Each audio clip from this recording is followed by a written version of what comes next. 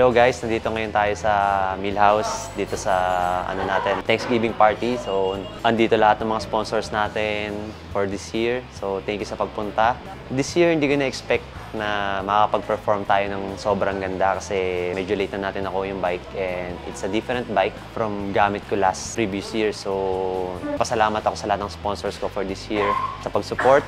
Wala tayo dito kung hindi dahil sa inyo, hindi natin may continue yung passion natin with racing.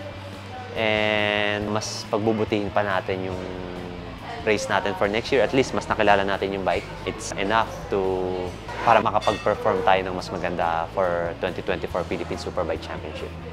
So yun, enjoy tayo today and thank you sa lahat ng sponsors ko na pumunta. Let's go!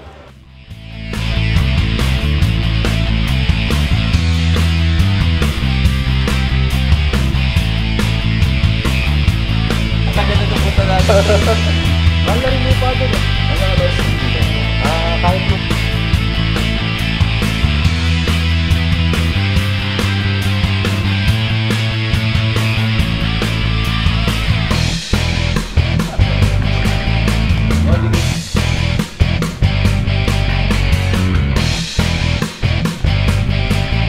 Idol na, tingnan mo. Idol niya ako. Naka-pedicure manicure niya. Siyempre.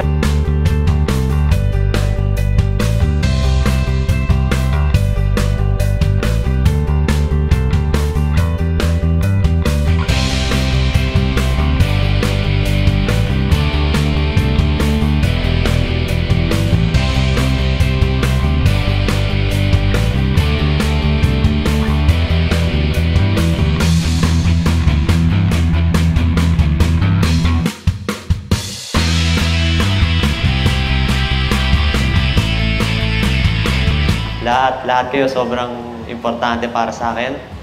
As in lahat na nandito, thank you. So, hindi man natin nakuha yung championship.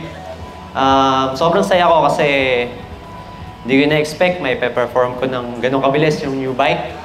So, sobrang hirap nun. And yun lang, baka maiyak pa ako eh.